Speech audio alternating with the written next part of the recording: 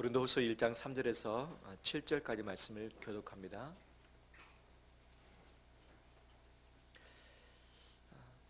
찬송하리로다. 그는 우리 주 예수 그리스도의 하나님이시요 자비의 아버지시요 모든 위로의 하나님이시며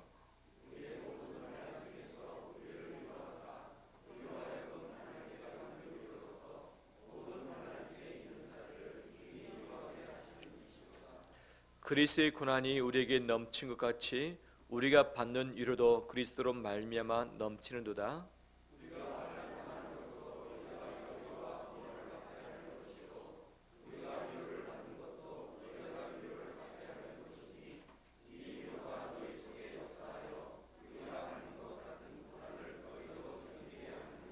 다 같이 너희를 위한 우리의 소망이 견고함은 너희가 고난에 참여하는 자가 된 것 같이 위로에도 그러할 줄 알미라. 아멘. 오늘 종교개혁 기념주일 또 성찬식을 함께 거행하도록 하겠습니다. 주의 이름으로 축복합니다. 서로 인사 나눌까요? 한 주간 애쓰셨습니다.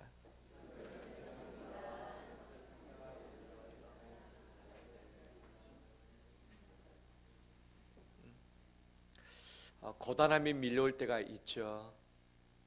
쉬고 싶을 때가 있고 참 어디론가 훌쩍 떠나고 싶을 때가 있죠. 이 가을에 바람이 살랑살랑 불고 단풍이 들어가는 것을 볼 때에 마음에 바람이 드신 분 계시죠? 저와 함께 떠나시죠. 마음이 뒤숭숭하기도 합니다.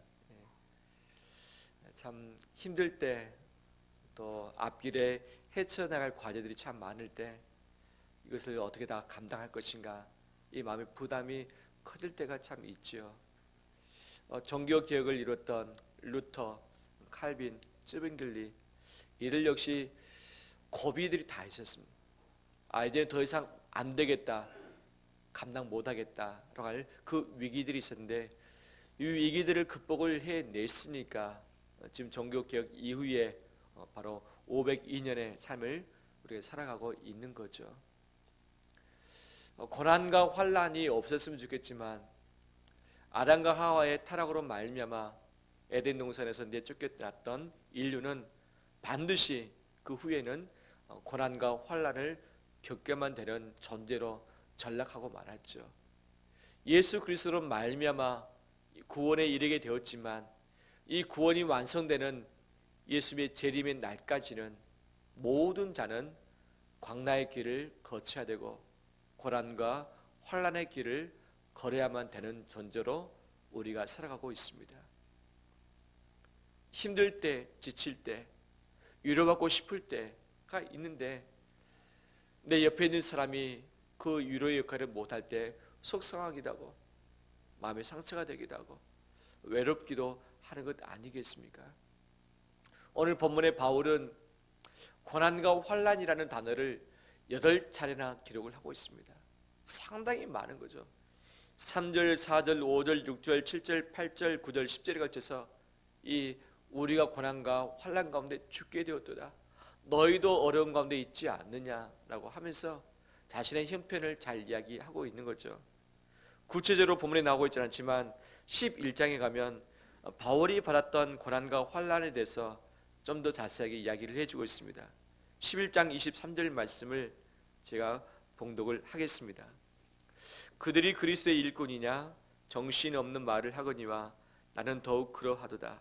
내가 수고를 넘치도록 하고 옥에 갇히기도 더 많이 하고 매도 수없이 맞고 여러 번 죽을 뻔하였으니 유대인들에게 40에서 하나 감한 매를 5번 맞았으며 3번 태장으로 맞고 1번 돌로 맞고 3번 파선하고 일주야를 깊은 바다에서 지냈으며 여러 번 여행하면서 강의 위험과 강도의 위험과 동독의 위험과 이방인의 위험과 시내의 위험과 광야의 위험과 바다의 위험과 거리 형제 중의 위험을 당하고 또 수고하며 애쓰고 여러 번 자지 못하고 줄이며 목마르고 여러 번 굶고 춥고 헐벗었노라 라고 하면서 바울이 인생이 결코 쉽지 않음을 고난과 환난 가운데 있음을 이야기하고 있는 거죠.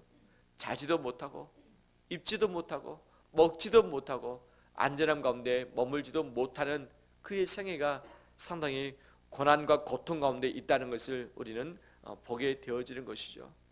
하지만 바울은 고난과 환난을 말하면서 또 한 가지 더불어 말하고 있는 단어, 강조하고 있는 단어가 있습니다. 그 단어는 위로라고 하는 단어죠. 파라칼레오 또는 파라클레시스라는 단어를 오늘 본문에 사용하고 있는데, 파라라고 하는 것은 뭐뭐 주위에 곁에라는 의미고, 칼레오는 부르다의 의미 또는 공고하다의 의미가 담겨져 있죠. 즉 바로 옆에 서서 내 이름을 부르면서 나에게 이야기해 주는 이 자체가 위로인 것을 이야기해 주고 있습니다. 이 3절에서 7절까지 위로라고 하는 단어가 10번이나 나옵니다. 10번. 환난과 고난도 8차례 나오지만 이에 못지않게 위로가 10번 나오면서 바울이 하고 싶은 말을 하는 거죠. 나도 고난 가운데 있다. 너희도 고난 가운데 있지 않느냐. 하지만 우리 이 고난은 우리가 피할 수 없다. 피할 수 없다. 그렇다면 이 고난을 어떻게 감당을 할 것인가, 어떻게 견뎌내야 될 것인가를 이야기합니다. 근데 보통 우리는 고난의 문제를 없이 하고 줄여가고 나를 고난케 만드는 사람을 보지 않고 떨어져 지내고 이별하고 단절하고서 그다음에 이 등 돌리는 것으로 우리는 많은 방법을 사용하기도 합니다. 고난의 현장을 도망가 버립니다. 내가 그 짐을 떠맡지 않기 위해서 현장을 떠나거나 사람을 떠나거나라고 하지만 고난을 피할 수 있겠는가? 이곳에서 고난을 피하면 다른 곳에서 고난이 또 기다리고 있고, 이 코스의 고난 광야를 피하면 또 다른 곳에서는 더 큰 광야의 길이 기다리고 있고, 이 왼수 같은 사람, 짐승 같은 사람을 피하면 선한 사람 만나겠지 하지만 다음에 누구를 만납니까? 더 원수 같은, 더 동물 같은 사람을 만나게 되는 거죠. 안 만났으면 좋겠지만 우리 인생이 만날 수밖에 없는 그런 구조 가운데 있는 거죠. 어떻게 할 것인가? 바울은 말합니다. 고난이 많이 있지만, 고난이 넘치지만, 따라서 합니다. 위로를 넘치게 하라. 위로를 넘치게 하라. 이것이 방법인 것을 분명히 말해주고 있습니다. 힘이 들고 지칠 때에 사람을 피하고 현장을 피하는 것이 아니라 무엇으로 채우라? 위로로 채우라라고 이야기를 하고 있는 거죠. 바로 이것이 바울을 살게 했고, 바울이 살아냈던 이 위로의 힘을 가지고 고린도 교인들을 붙들어내고 있는 거죠. 그러면 어떻게 위로를 채울 것인가? 어떻게 채울 것인가? 이게 참 쉽지 않죠. 오늘 본문의 말씀 보니까 하나님이 어떤 분이신가? 따라서 합니다. 위로의 하나님. 위로의 하나님. 그 하나님이 위로하신다 말씀하고 있습니다. 가까이에서 내 이름을 부르면서 내게 격려해 주시는 그분의 위로하심이 오늘 예배 드리는 우리 심령 가운데 가득 넘쳐나길 원합니다. 그러면 어떻게 하나님이 위로를 하시는가? 이 고린도후서 전반에 걸쳐서 살펴볼 때에 4가지의 분야로서 하나님의 위로하심을 살필 수 있겠습니다.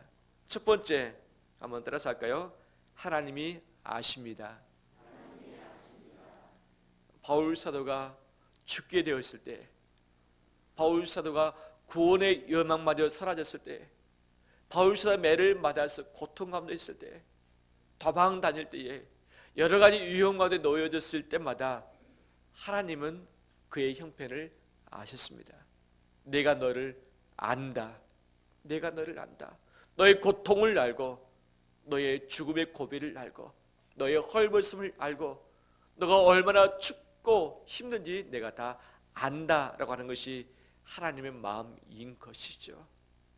내 속마음을 알아주는 사람이 한 명이라도 있으면 그 사람은 유명을 달리할 만한 결정을 하지 않는다라고 하는 그런 연구 결과도 있는 것 아니겠습니까? 내 마음을 알아주는 그 한 사람이었기 때문에 이 세상을 떠나려고 결단하는 일들이 우리 주변에서 발생하기도 하는 거죠. 이곳에 계신 분들 중에서도 아마 내가 이 세상 그냥 훌쩍 떠나고 싶다, 고통스러운 힘든 여정 내가 그만 살고 싶다, 나를 힘들게 하는 이 사람과 내가 같이 가는 것 내가 원치 않는다라고 하면서 결별을 또는 이 가지 말아야 할 그런 길들을 결단하고 싶을 때가 분명 있지요. 있죠. 하지만 단 한 분 하나님만큼은 내 마음을 여전히 알고 계신 줄 믿습니다. 내 처지를 아십니다. 내 마음의 답답함을 아십니다. 내가 배우자에게 가족에게 말하지 못할 마음의 응어리 아버지께서 아시죠. 내가 누구에게인가 공격받고 누구에게인가 누명을 씌움받고 오해를 받아서 막 말을 들었을 때 얼마나 분이 나고 속상하고 막 그럽니까? 하나님이 그 마음도 아신 줄 믿습니다. 몸이 아파서 잠을 이루지 못할 때, 돈이 없어서 이 일을 해결하지 못할 때에, 먹을 것이 없어서 내 마음에 힘든 길을 걸어갈 때에 아버지께서 우리의 모든 것을 다 알고 계신 줄 믿습니다. 하나님은 출애굽기 3장에 말씀하시죠. 내 백성이 이 소리 지르면서 고통 가운데 신음하고 있는 것을 내가 다 보았고 내가 들었고 내가 아노라. 이제 내가 너를 모세를 보내서 이 백성을 구출하고자 원한다라고 하시면서 400년 이상 노예 생활하면서 고통 가운데 있었던 그들의 모든 것을 다 보고 계셨고 들으셨고 아신다고 말씀하신 것처럼 내 인생의 모든 여정을 하나님이 아시고 보고 계셨고 앞으로도 아시고 보고 계시고 우리의 작은 신음소리를 들어주실 줄 믿습니다. 마태복음 6장 8절에 보니까 구하기 전에 있어야 할 것을 아버지께서 아신다. 기도하기도 전에 기도 제목이 무엇인지 어떤 것 때문에 고통스러운지 아버지가 아신다 말씀을 하고 계시죠. 환난 날에 피하는 자들을 아신다라고 하면서 나홈 1장 7절에서 이야기를 하고 있죠. 하나님이 우리를 아시는 이 하나가 우리 가운데 이루어되길 주의 이름으로 축원합니다. 두 번째 따라서 할까요? 하나님이 사랑하십니다. 하나님이 사랑하십니다. 누구를 사랑하십니까? 내 마음을 한번 어루만져 줄까요? 하나님이 나를 사랑하신다. 좀 쑥스럽지만 내 머리를 한번 쓰다볼까요? 하나님이 나를 사랑하신다. 아멘. 사람의 사랑은 한계가 있죠. 조건이 있죠. 오래가지 못하죠. 하지만 하나님의 사랑은 한계가 없고 영원하며 조건 없는 줄 믿습니다. 그 하나님의 사랑이 잘 묻어져 나오고 함축적으로 나온 것이 로마서 8장인 것을 다시 한번 보게 됩니다. 그곳에서 여러 가지 하나님의 사랑을 잘 밝혀주고 있죠. 어떤 내용들인가? 죄 때문에 고통 가운데 신음하는 자들에게 생명의 성령의 법이 죄와 사망의 법에서 너희를 해방했다. 결코 너희에게 정죄함이 없다라고 선언해 주셨습니다. 죄로부터 모든 묶임을 풀어주신 것이 하나님의 사랑이시죠. 또 하나님께서 너희 죽을 몸도 살리실 것이다 라고 하면서 부활을 약속을 해 주셨습니다. 양자의 영을 주심으로 하나님을 아빠 아버지라고 부르도록 허락을 해 주셨습니다. 바로 자녀이면 상속자, 하나님의 상속자가 되었다라고 하면서 하나님의 모든 기업 재산 하나님 나라가 바로 너희의 것이 될 것을 이미 약속을 해 주셨죠. 현재의 고난은 장차 우리에게 나타날 영광과 비교할 수 없다라고 하면서 고난은 있지만 고난보다 훨씬 더 큰 영광을 예비하셔서 주시는 분이 하나님의 사랑인 것을 보여주고 있습니다. 우리 안에 성도님을 허락해 하셔서 말할 수 없는 탄식으로 그 성도를 위해서 간구하시고 하나님의 뜻을 가지고서 기도하고 계신다라고 말씀해 주고 계십니다. 하나님을 사랑하는 자 그의 뜻대로 부르심을 입은 자들에게는 모든 것이 합력해서 선을 이룬다. 모든 것, 고난과 고통과 좌절과 실망과 상처와 아픔과 쉬지 못함과 고단함과 안식 없은 이 모든 것이 합력해서 선을 이루실 것을 하나님이 약속해 주셨습니다. 난 우리를 사랑하시는 이로 말미암아 따라서 합니다. 넉넉히 이기느니라. 넉넉히 이기느니라. 어떤 사람, 어떤 인생의 형편 가운데 들어가든지 간에 우리를 사랑하시는 그분의 힘으로 말미암아 넉넉히 이깁니다. 넉넉히 이깁니다. 이것이 하나님의 사랑인 거죠. 로마서 8장의 마지막 부분 보면 31절에서 39절 하나님의 사랑에서 끊을 자가 없다라고 말씀하고 있습니다. 끊을 자가 없다. 하나님의 사랑에서. 하나님의 사랑에서 끊을 자가 없다라고 단언하십니다. 이것이 하나님의 사랑인 줄 믿습니다. 하나님은 우리를 사랑하십니다. 그 사랑은 죄에서부터 속박의 바로 사랑이며, 우리를 부활케 하신 사랑이시며, 보혈사를 주시는 사랑이시며, 우리에서 기도하고 계시는 사랑이시며, 모든 것을 넉넉히 이기게 하시는 사랑이시며, 사랑에서 끊을 것이 없도록 확정하시는 하나님의 능력의 사랑인 줄 믿습니다. 할렐루야. 세 번째 따라서 합니다. 하나님이 함께 하십니다. 하나님이 함께 하십니다. 바울이 어딜 가든지 하나님이 함께 하셨습니다. 바울이 가는 길이 다 막혀서 어디 가든지 다 막혔지만, 하지만 그의 영이 바울과 함께 했고, 유라굴로 광풍을 만났을 때에 구원의 여망마저 다 사라졌을 바로 그때에 주의 사자가 곁에 서서 말하되, 바울아 두려워하지 말라, 두려워하지 말라, 안심하라 하면서 그를 붙잡아 주었던 것 아니었겠습니까? 동독이 자기를 죽이려고 쫓아와서 도망 다닐 때도 함께 하셨고, 배를 타고 가다가 파손할 때도 함께 하셨고, 그 다음에 매를 맞아서 죽게 되었을 때도 하나님이 함께 하셨고, 먹을 것이 없어서 고통 가운데 있을 때도 하나님이 함께 해 주셨습니다. 할렐루야. 그 바울과 함께 하셨던 하나님이 지금 나와 함께 하고 계신 줄 믿습니다. 우리가 가끔 죄를 짓고 하나님의 마음을 섭섭하게 드릴 때가 있습니다. 그럴 때라도 하나님 나를 버리지 않고 함께 계신 줄 믿습니다. 이 디모데 후서 4장 17절 보니까 바울의 마지막 서신서입니다. 주께서 내 곁에 서서 나에게 힘을 주셨다. 이제 곧 바울이 죽음을 앞에 두고 있습니다. 주께서 내 곁에 서서 죽을 수 있는 힘도 주셨다. 마지막 순교를 감당할 수 있는 힘도 주셨다라고 고백을 하고 있습니다. 그 주님은 곁에 계십니다. 힘을 주십니다. 마지막까지 책임져 주십니다. 아비멜렉이 아브라함에게 창세기 21장에 이렇게 말해주고 있습니다. 내가 무슨 일을 하든지 하나님이 너와 함께 계시도다. 창세기 28장에 하나님은 야곱에게 말씀하십니다. 내가 너와 함께 있어 내가 어디로 가든지 너를 지키며 내가 내게 허락한 것을 다 이루기까지 너를 떠나지 아니하리라. 하나님이 여호수아에게 말씀하십니다. 내가 어디로 가든지 무엇을 하든지 너가 형통할 것이며 평탄하게 될 것이며 내가 너와 함께 하겠다. 내가 너와 함께 하겠다고 약속을 해 주셨습니다.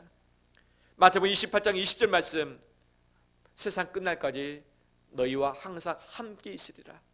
세상 끝날까지 항상 너희와 함께 있으리라는 것이 예수 그리스도의 마지막 약속이었습니다. 하나님 우리를 홀로 두지 않습니다. 위로의 반대말이 무엇일까? 오늘 본문에 고난이라고 이야기를 하고 있습니다. 그러면 어떤 것이 고난일까 곰곰이 생각을 해봤습니다. 의식주의 문제, 질병의 문제, 관계의 문제, 돈의 문제, 직장 사업장의 문제, 가족들의 문제, 자식들의 문제, 이것들이 내게 올 때에 이 자체가 고난인데, 어떤 것은 감당하기도 하고 어떤 것은 감당치 못하기도 합니다.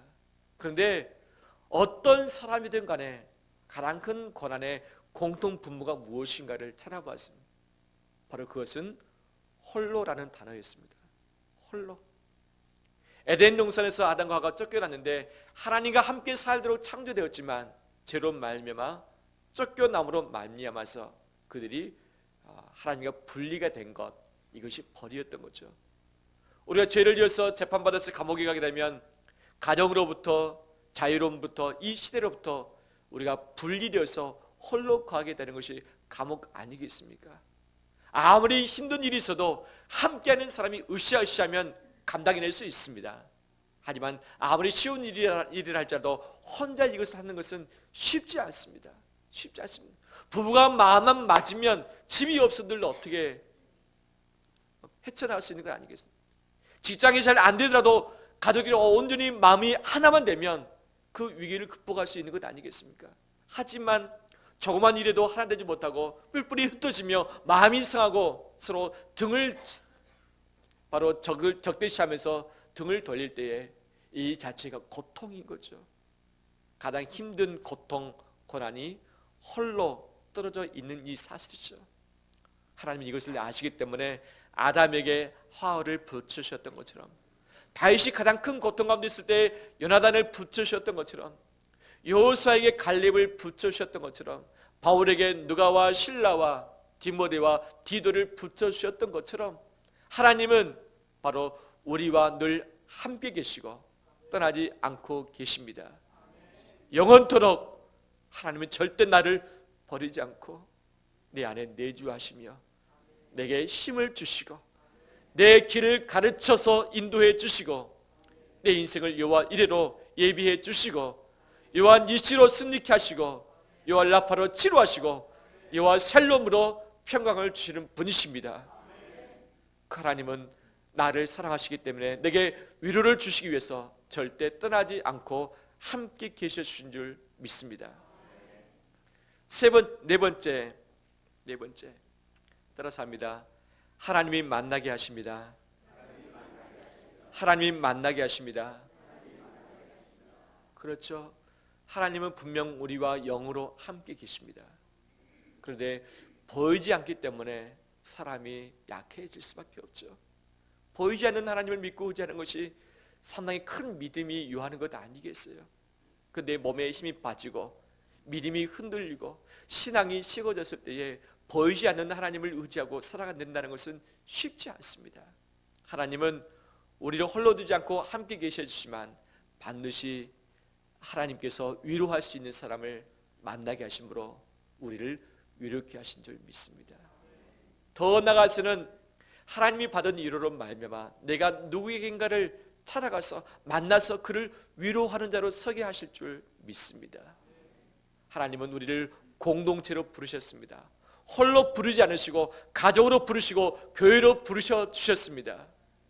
주님이 허락하신 가족과 허락하신 교회 안에서 서로 마음을 나누고 기도 제목을 나누고 삶을 나누고 물질을 나눔으로 말미암아서 하나됨의 이 공동체를 이루는 것이 하나님의 위로의 통로인 줄 믿습니다. 할렐루야. 혼자 예배드리지 않고 있는 것이 복이지 않습니까? 자고 있는 어느 한 목사님은 이런 이야기를 한 것을 제가 들었습니다.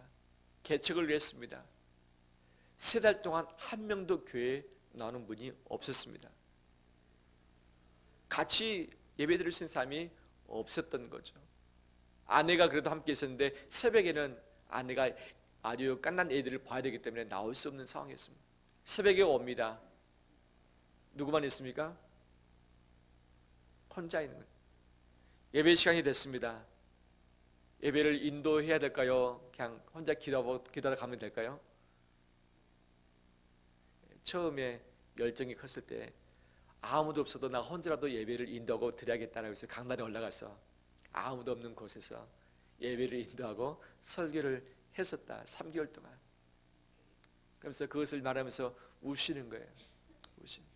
한 명도 없을 그때 그 예배 자체가 얼마나 힘든지 아냐고.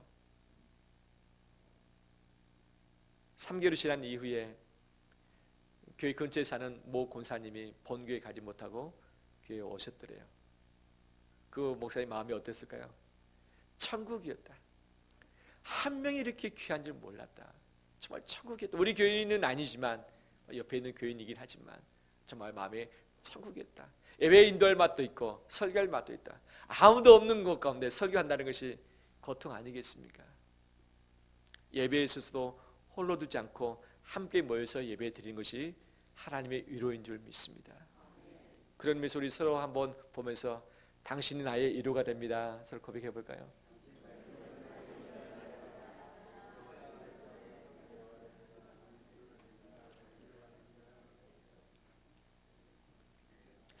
말씀을 마무리합니다.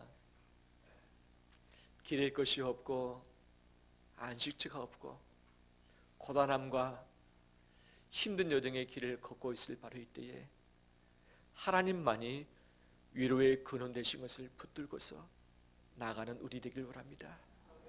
하나님이 우리를 아십니다. 하나님이 나를 사랑하십니다. 하나님이 나와 함께 계십니다. 하나님 나에게 만남을 허락하십니다. 그래서 고난과 환난을 줄이기보다 하나님이신 위로를 더 크게 함으로 말미암아서 내 안에서 힘을 주시는 그 하나님을 의지하고서 인생을 버텨나가며 이기며 승리하는 우리 되시기를 주의 이름으로 축원합니다. 이 시간 성찬식을